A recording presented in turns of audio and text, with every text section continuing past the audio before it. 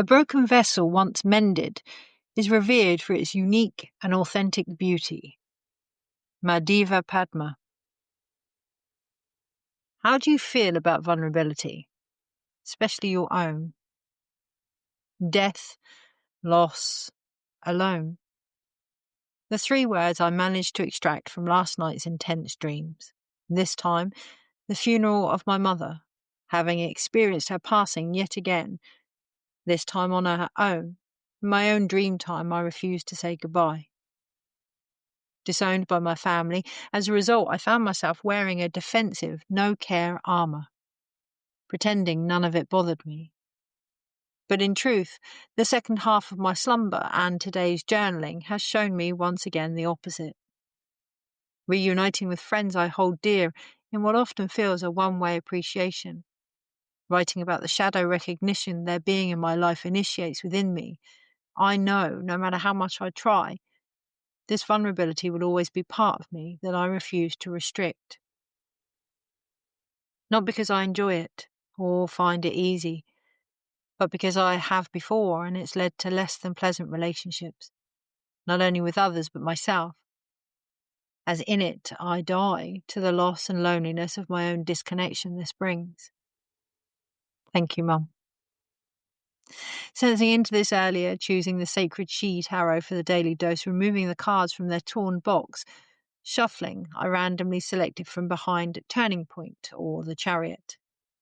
Tuning into the unknown image in my hands without looking, receiving many previous guidances, familiar images, known words, recognizable songs, the last being, "Please release me, let me go."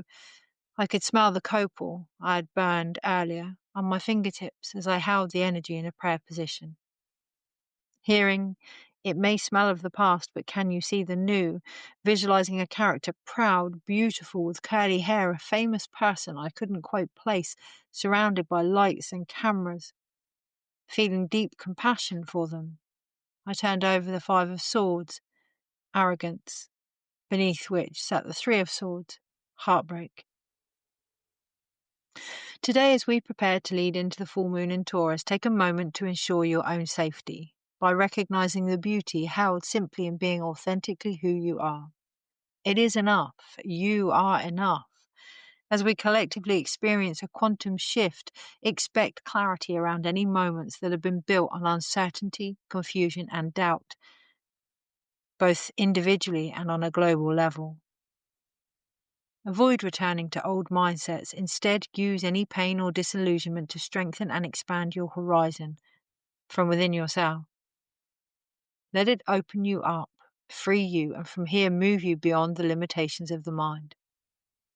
As we transition from the old to new, be that ways of being or Pachamama herself, recognize the mother within you and remember how to develop empathy through any loss or heartbreak experienced.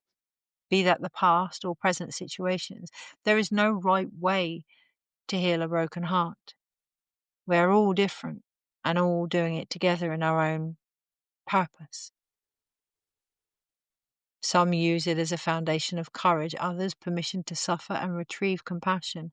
Regardless, it is only in accepting this process with awareness we can create any transformation. Burying it and ourselves, no matter how aesthetically pleasing, merely grows everything upon it in the hidden shadow psyche. Acknowledge this arrogance for the defensive avoidance of vulnerability it's always been.